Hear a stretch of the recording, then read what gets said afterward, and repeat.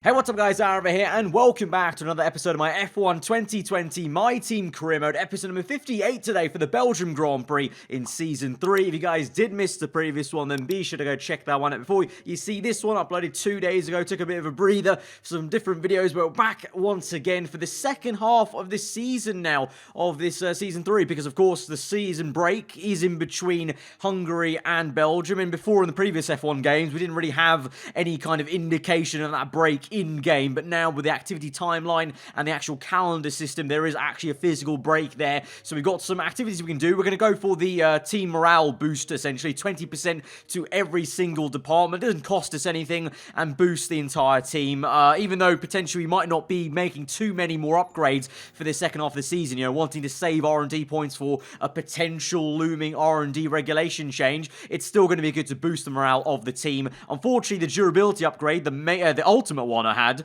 on the internal combustion engine, actually failed, so we had to repurchase that, so we did have to spend some R&D points there. But once that comes in, that's a hefty durability upgrade on the main component of the engine, of course, so hopefully that will help us, and especially our teammate, not have too many more failures for the season, you know, remaining, obviously, because Verstappen's had 2 DNFs so far this season. Obviously, though, he's been on an absolute tear, and he now leads the championship by 1 point following last episode, so we're on the back foot now, finally, for the first time, really, this season. I guess the start of the season was quite a bit of a yo-yo with everyone winning in the first 4 races, but since then we've been quite consistent and we've held a pretty okay lead most of the time. But now Verstappen is coming to his own. He looks deadly, like, you know, 8/10 on pole position at Hungary. He's just been mega consistent in the races. Even if he does a second stop sometimes, he's just managed to outdrive that extra pit stop and still come out on top, or, you know, at least at Silverstone he was still second place with a failure. So, you know, it's been a crazy job. But Ferrari, coming into this one, they bring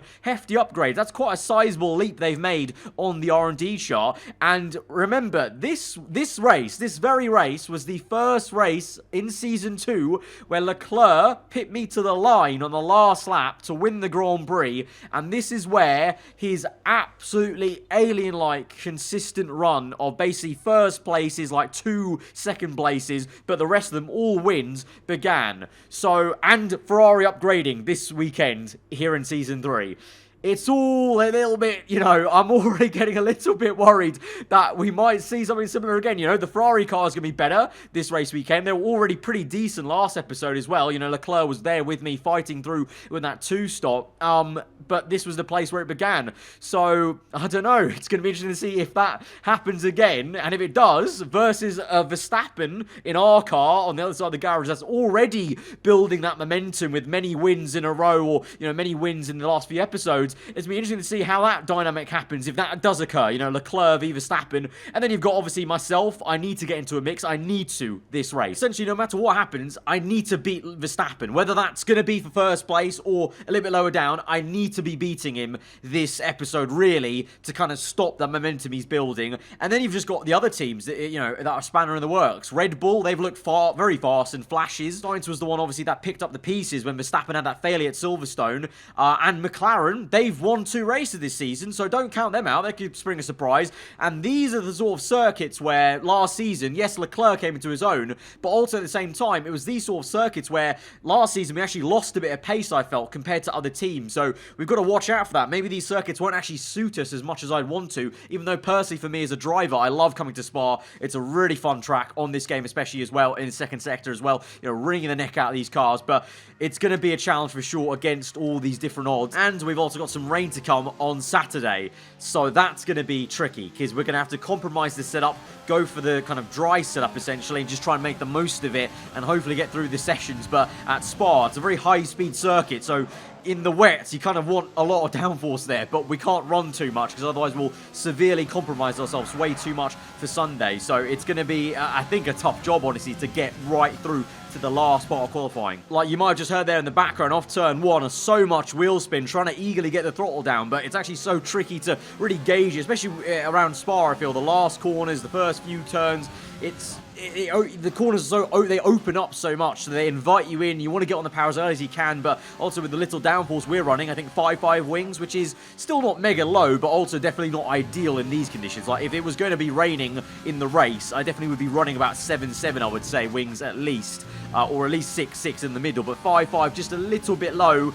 and you can see through poo on there. Bit of a snap of oversteer, having to go opposite lock. It was a good lap. It was going to be a good lap, but I actually run out of fuel at the end of it there. So even though I thought I fueled up enough for 2 consecutive runs, obviously it's a huge circuit, one of the longest on the calendar, so I didn't fill up enough fuel, so that was very unfortunate. So we're under pressure already. You know, we're down in P11 in Q1, and I'm definitely not confident about staying safe. So we have to come back in, and we go out again at the death of it. This is literally the last 10 seconds, and we're getting this lap in, but about a second gained here, so definitely a lot more confidence in the car compared to that first banker lap, essentially. Across the line, we run out of fuel again as we go across the line, so I still didn't fill up enough fuel. I don't know what it is. Our engine's very fuel efficient, but it's just such a long lap that it's hard to judge how many litres of fuel you need in the menus, basically, to actually get around on max engine power management on the talk, of course. But we get through P10 there, Verstappen P5, but Ferrari, I mean, I don't know if they're going to have that pace in Q2. If they do, and in Q3, they might be walking this Grand Prix, at least in the wet conditions. They had like 6/10 of the next car there. It was a very Noah's Ark, 2x2, 2 Ferraris, 2 Red Bulls. Let's see now. We're in Q2, the first flying lap here. Now, this time I have made sure I filled up enough. I went a bit extra on the litres to not hopefully run out, because it did cost us maybe, half a tenth just as we went through to the line, running out of fuel and going low fuel mode through the last bend. Always tricky to try and get the power down here, because the rear end snaps every single time, at least with me personally, I find. And that first lap, it's only enough for P10, so we have to go again. We're down to P11 now as Gasly goes faster. Hamilton's in the drop zone right now as well, so a lot of people have to get this lap in. So here we are then, last 4 seconds of the session, so the checkered flag will fall. So this is it. I need to improve. We get about a tenth or so into turn 1, lose a bit though on the exit, and so far all race weekend, Sector 1's been my weakest. Apparently we're purple, but I'm only gaining this time now on the top right through that literal right-hander in Sector 2, so we didn't actually gain that much time in Sector 1. Sector 2 though, let's see, already 2 to 3 tenths gain. This is good, but we need to keep it going now through Pool 1, trying to get on the power as early as we can. The rear end snaps away, the car gets away from us, and the wall is far too close to us on the runoff. There was no way of keeping that car out the wall, and we're out of Q2. The front right tyre has snapped off. You can see there, I mean, that high-speed snap, and there, I'm just a passenger on that point. I try and brake, but the 2 tyres just lock up, and I am just a literal passenger going to the wall. So we are out of Q2. I don't know where we end up then. We were P11. I don't know if anyone's going to improve. And no one improved then behind us. So we actually qualify P11 despite crashing out. But of course, I don't have the opportunity to qualify higher in the top 10 shootout. And Verstappen is fastest in that session. So that's not good news for me, because I was banking on, oh, okay, we crashed out, but maybe Ferrari and Red Bull will push him down the order and we can still maybe catch him in the race. But if he's going to go and get pole, that makes our life so much harder now, because we know how quick he is, obviously, in the last few races. And for us, usually P11 would kind of be nice, free choice of tyre. But of course, because it's wet, everyone's going to get a free choice of tyre into tomorrow's race. But that was just one of those mistakes you make sometimes under pressure. Like I said, we gained only 2 tenths, literally, in that right-hander at the start of Sector 2, basically. So I basically gained nothing in Sector 1, so I had to keep on going and gain more time in Sector 2 and 3, and just pushing that little bit too much, got on the power a little bit early. The rear end went, and when you're in that kind of corner going so quickly, you try and snap it, and it just snaps on you. And then the wall was so close to me on the runoff. Like, I think it used to be a lot further away, I feel, on the previous F1 games, or maybe I'm just making things up in my mind. But the wall just came at me so quickly once we locked up. I'm just a passenger there. So, I don't know what else to say, really. Just put my hands up, and we've got it all to do now in the race. We've got it all to do. We need to hope for a bit of a Mazda race, because from P11, if all things are normal, I don't know if we have the pace to make up that time. Let's see. Let's go to the grids, and let's hope for some miracles. We're in Belgium once again for today's round of the Formula 1 World Championship. It's a race the great Ayrton Senna won 6 times, and in 2019, Charles Leclerc became the first driver to take their maiden win here since Michael Schumacher in 1992. Spa-Francorchamps then, a historic 19-corner circuit with a lap distance of 4.35 miles. There's over 100 metres of elevation change here, and with long stretches of the lap spent flat out, a good top speed will be vital for success. Anthony Davidson is alongside me as usual for the race today. Why don't we discuss McLaren? What do you make of their performance so far this season? Well, the atmosphere within that team seems very positive at the moment. Everyone seems like they're in great spirits and having a lot of fun doing what they do, and that's definitely contributed to the performances we've seen. It's time to see how our drivers are stacking up after yesterday's exciting qualifying session. Charles Leclerc lines up on pole position, and talented Spaniard Carlos Sainz completes the front row. Moving on to the rest of the grid, we have Verstappen, Ricciardo, Antonio Giovinazzi, and Norris, Kvyat, Ocon, Albon, and Valtteri Bottas. The owner driver, Hamilton, Nobuharu Matsushita, and Gasly, Perez, Stroll, Nick de Vries, and George Russell. Magnussen, Latifi, Aitken, and Romain Grosjean sits at the back of the grid. Now, it's almost time for lights out, so let's go down to the track. Right, so thankfully, like I said, it is all dry for the race. Quite gloomy to start off with, but the sun will be coming out here around Spa-Francorchamps later today. But strategy-wise, it seems like everyone is going for the soft tyre then. So even though we all have a free choice, the one stop is possible with any combination, either the hard tyres or the mediums. Historically, the last 2 seasons, I think we've always done the medium tyre stint. It seems to work. The tyre wear is really quite low here around Spa in this game. That I really don't see why you would go on the hard tyres unless your car was really that bad at tyre wear. But obviously our car's only improved in tyre wear from Season 2 to Season 3. So we're going to go a little bit longer on the soft tyre stint. Basically use the soft tyre to good use as much as we can. And also that'll help us out at the end of the second stint towards the end of the race. And I hope we're racing all the way to the end to gain those last few positions. Because, you know, from back here, P11, there's a long way to go. For me, thankfully, versus Verstappen at least, he did not get pole. Leclerc is on pole. Like I said, it just seems to be, well, I don't know, Leclerc, Ferrari, Spa from last year. It just clicks for them, and it's clicked again for them this season. So let's see how that goes. And my old teammate Sainz in the Red Bull on in second place on the front row. So it's all there for me. All my rivals from the entire season so far up the sharp end, and I'm here down in P11 alongside Lewis Hamilton, which is pretty mad to say, to be fair. But he's had a dismal season so far, and it just continues for him. But we've got a lot of work to do here. Like I said, we're going to need to hope for a bit of a Mazda race here, because otherwise it's going to be tough to get through everyone, because there's so many fast cars ahead of me that even if I did qualify up there, it would be hard to race them anyway. So hoping for a hectic race today, and hopefully I'm not involved and I can keep my nose clean. But here we go then to 5 red lights. The second half of the season begins here at Spa. 5 lights are out and we're underway from P11. It's a great start for us compared to Albon, who really bogs down. Bottas even takes him. We go down the inside on that inside line, trying to gain as many positions as we can. Get pinched by Norris slightly there, and that allows Kvyat to go around the outside in the works Renault car. Fair play, but we get Ocon at least, and we're up into P8. So as first corners go, pretty damn decent. Of course, taking advantage of the AI keeping on the left-hand side line. Unfortunately, so many years of the F1 game, they've still not coded that correctly. But right now in the lead is Leclerc. Verstappen there getting swamped by the 2 Red Bulls. So the 2 Red Bulls might be 2-3 as Ocon goes for a move. We go defensive on the inside, and oh, we've been tagged. Oh, Ocon! What has Ocon done? Ocon's half spun us round. We're down to P14 now, and the chaos has ensued, but we've been the one involved. We're down to P15. Gasly's got us in the AlphaTauri. Ocon, what on earth was he doing? He was not alongside us at all. I took the corner as normal, and we just got punted off there.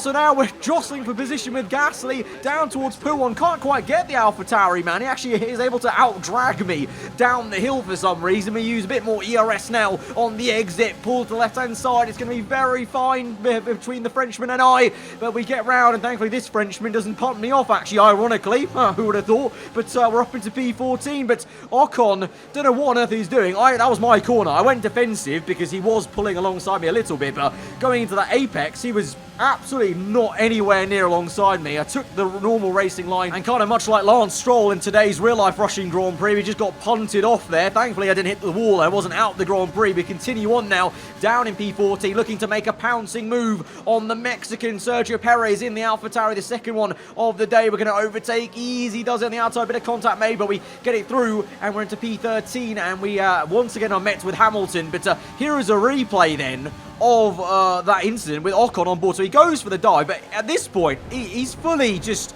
There's no way he's making that move. Like, that's... If I was him, I would have backed out of that. Pretty much at this point, I would have backed out because he's not alongside me at all. His front wing is just about grazing my tyre now. And then he turns into me, right into a left-hander, as if to try and squeeze through some space and just, well, he ruins his own race because I think he's got damage on his front wing now, but just so unnecessary. And so, again, we find ourselves under pressure now, down the order, having to make up time. Definitely not ideal, but of course, we just carry on. There's a long race to go, 20 laps, just keep your head in. Anything can happen in Formula 1, as I love to say, especially in the F1 game, and we're now right up the back of Hamilton, so slow to that right-hander, pretty much pushing him through there, as we now go onto the back straight, and we're looking to make a move on the inside. Oh, bit of contact, mate, as Hamilton veers across to try and scare us off the road in a way, but on the inside, we kept our foot in through Blanchimont, and we're up into P12 then, but our fellow Brits really not wanting to give up that position there, very frustrated from his side of the cockpit, of course. It's still looking like another dismal race for him with no pace, especially compared to his teammate Bottas, who obviously is not much better, but at least is doing better. I think Hamilton's actually not even scored 10 points in the season so far, whereas his teammate Bottas is, I think, at least over 50, so you can understand his frustration there, but that was a little bit too fine, in my opinion, going towards Blanchimont, but water on the bridge. We made the overtake stick, so it doesn't really matter. Perez now out of the Grand Prix. I think just a mechanical failure for him, and for us now currently getting a good toe off the Renault Matsushita, the F1 rookie. Can we make a dive bomb from this far back? We're going to go for it. We're so far back, and he's going to give us the room, and we've somehow danced the car around his outside. What a move that was. That was from so far. We started that move in Hungary. Last episode, we started that move off. We're so far back. I'm shocked we actually made that and didn't have any damage on the left-hand side. There we go. And now we're going to make another bold move on Albon. It's so close.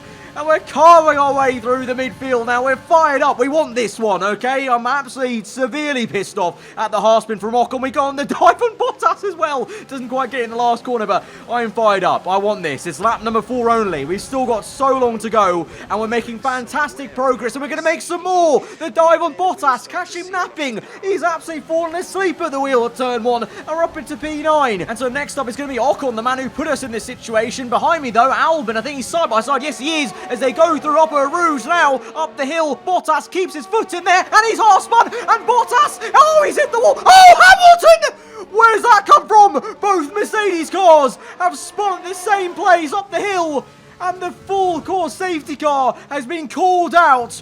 What on earth has just occurred there? Both Mercedes are out of this Grand Prix. They both span and had spectacular crashes into the wall at the top of the hill. My, oh my, that is unbelievable. The misery of this season continues for the Silver Arrow. So Bottas, he spanned because he kept his foot in with Albon. And just, I think he made contact with the Thai Brit, I'm pretty sure. But then what happened to Hamilton? I don't know why he was spinning. Let's have a look here. It looks like, oh, what the? I think Hamilton was trying to avoid his own teammates, and in doing so, unsettled the rear end and just span. And he had an even heftier impact than Bottas there. And so the full course safety car is called out. They're both out of the Grand Prix, but there's the move I made. You can see no contact was made. Literally, Bottas was just absolutely asleep at the apex there. So I just took, it was like taking a candy from a baby. And then Bottas keeps his foot. Fair play here, but then at this point, he's already wobbling. And then there's the contact with Albon. So racing incident, I would say there, because, you know, Albon gave him all the room he could. But it was, you know, Bottas's prerogative to back out of that. And then with Hamilton, this is going to be very, very hard to look at. Oh! Actually, you know what? From on board, that's fair play. That's actually quite a high-speed wobble. Like, that's like me in qualifying. Like, you can't catch that when the rear end goes. So I'm not going to bag on Hamilton too much. So, obviously, he was taking avoiding action. Maybe should have started braking a little bit earlier. But he was trying to take avoiding action. But in the end, 2 massive crashes then for the Mercedes cars at the top of the hill. They're out the Grand Prix now, so it's going to be a 0 points finish for Mercedes. So I guess the midfield guys that were behind Mercedes in the championship, Renault, AlphaTauri, Racing Point, they might be licking their lips at the sight of that, because they could score big here and maybe try and close up a Mercedes in the championship. But the safety car's out then, and we now watch on to see what Leclerc, the race leader, is going to do. He does not come in. Leclerc stays out on the soft tyres. That's what I'm thinking about doing, because we've got a long way to go still in this race on those softs. But Sainz disagrees. He comes in. I think Verstappen, yes, Verstappen is in as well. So let's see what tyres they go on. Lando Norris also in the McLaren. So 3 cars in. The rest of us stay out. I think we still got way too long to go in this race to warrant an early pit stop. Unless, I think, depending on what tyres they go on, I think Sainz, I think he's gone on hards. Let's see what Verstappen does. That's an absolute useless replay camera. There we go. Verstappen's on soft tyres, but I believe Sainz is on hards, as well as I think Lando Norris in the background. So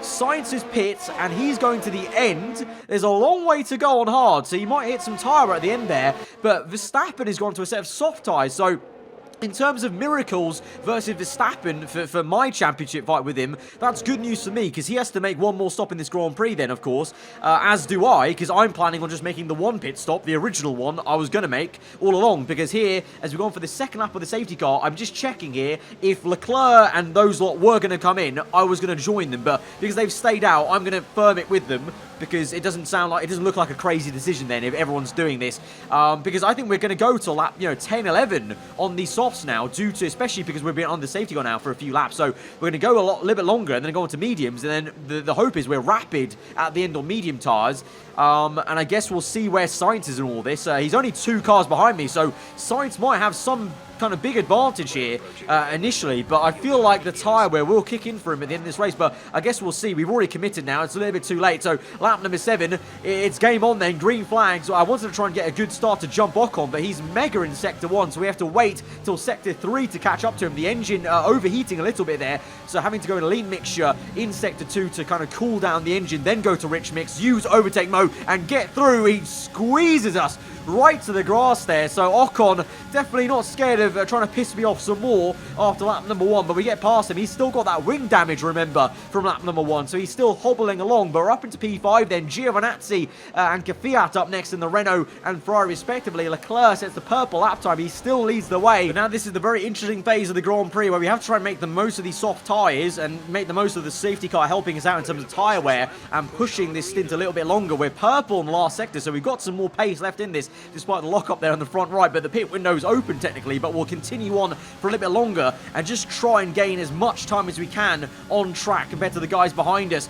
You can see, Sainz not making much progress on those hard tyres behind Albon and Ocon, so that's a good thing, but Kvyat's in, Ricciardo in, and it looks like Leclerc also, and Giovinazzi continues on. I will continue with Gio, because we actually set a personal best lap time on lap number 10, so we've still got some pace left in these tyres, so we'll go one more lap, stretch this even longer, and then go on to set a medium tyres, and then it's flat out from there basically, but we'll try our best to catch up a little bit to Gio, and we do so actually, because you can see visibly he's a lot closer to us, so we were even quicker there. Despite the 2 red sectors, we're actually gaining on the Ferrari, so he was definitely feeling way more tyre than I was on that last lap, but that definitely was the perfect lap then to come in as we start to lose some pace, but in the end then, it's going to be Sainz in the lead. I think Lando Norris will be in second as well, because Lando was also on hard tyres behind Carlos. So we'll see how that goes and where we kind of come out. P13, it seems we come through the right-hander pit lane exit. Where are we going to be? Behind a Williams, but just ahead of Daniel Ricciardo. Ooh, very, very close. So we've actually jumped Ricciardo with the overcut strategy there. We went longer. He was ahead of us, and we're now ahead of him. So good stuff there for us. P12, we've got the Williams just ahead of us of, I think, the Prix, I think that is. And Gio ahead of him, so we can try and pass the Williams car ASAP, and then we can get on the back of Giovinazzi, but there's still a load of cars still yet to pit in this Grand Prix, so I don't know fully where we are. It's not P13, it's definitely a little bit higher in this race, but where exactly, I don't know, and I don't know where Verstappen is in this race right now. I think he might be still out there on his soft tyres, but of course he's going to make that second pit stop, so he is definitely going to be behind us. Just how far behind, I don't know, but that's a big win for us in terms of versus him in the championship fight today, but the race is by no means over, and I don't know who's going to win this one, because Leclerc, he's held up a little bit by this traffic, but we know how quick he was to get pole position. We know how quick he can be around this circuit, and we don't know about the tyre wear. Like, what's the tyre wear going to be on those hards versus our medium tyres that are much, much fresher? Like, we're talking a good 5 laps fresher since those guys pit on lap 6 under the safety car, pretty much as it was. was, I think. So we're now gaining on Giovinazzi and Leclerc. Both those guys being held up by a bit of traffic, especially Leclerc. You can see in the mini-map there, about 3 cars ahead of them. I think they're all yet to pit as my teammate comes in. Verstappen's in for his pit stop. We're going to make the dive bomb on Gio, catch him unawares a little bit in the bus stop chicane, and those 3 cars come in at the perfect time, so they release Leclerc. So good timing for him, to be fair. Otherwise, I may have looked at trying to get a jump on him if he was still held up by those cars, but we at least get his teammate Giovinazzi on the inside. He's still trying to hang it round. We have to respect him and go defensive into turn 1 and kind of finish off the move there. So with that, we're up into P5 then. So Leclerc P4, I believe it's Russell then, the Alfa Romeo. He's yet to pit. He's in P3 as it stands. So I think we all should probably close up to him quite easily and overtake him. And then in P2 is Lando Norris and Sainz, as we confirmed earlier with those earlier clips of Verstappen pits from P2. So I think he's down. I think he's still in the top 10, but he's obviously a little bit down the order. But now as we look through the next few laps then, we're very poor in Sector 1. The Ferraris are very quick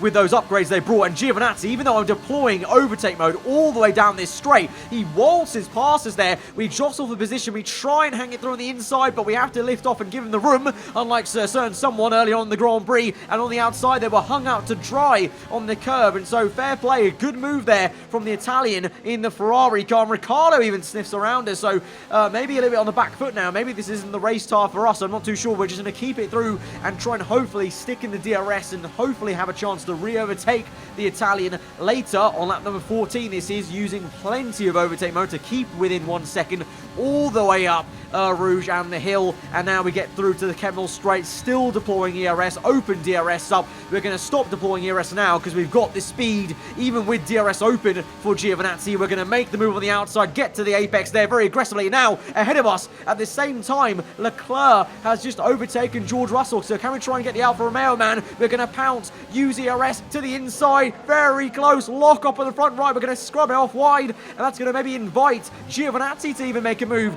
on the outside of the next left-hander. Russell gives him a good old squeeze, but he's unable to keep that, and now Ricciardo goes for a move to the inside of Pouon. It's a fantastic move there by the Australian in the Red Bull car, and it's a crucial one for him, to be fair, not to get held up by the Brit in the Alfa Romeo. So as it stands then, it is Sainz in first place, Lando Norris in second, Leclerc in third, we're in P4, just ahead of Giovinazzi and Ricciardo, but this is now the time to push. We've all got some clean space to work with, and it's medium tire runners versus hards, because both Norris and Sainz are on hards. They've been on those hards since lap number 6 it was, or 5 when they pit under the safety car, and the rest of us are on fresher mediums. So we just push and see what we can do and see if the gamble paid off for those two or the gamble's paid off for us at the moment. Lap number 17 then, on towards lap 18. Leclerc so far holds the fast lap of the Grand Prix, but we go and bang in a purple lap time. So both me and Leclerc are pushing each other kind of a lot like we did in the opening part of this season and also the end of season 2. You know, he's so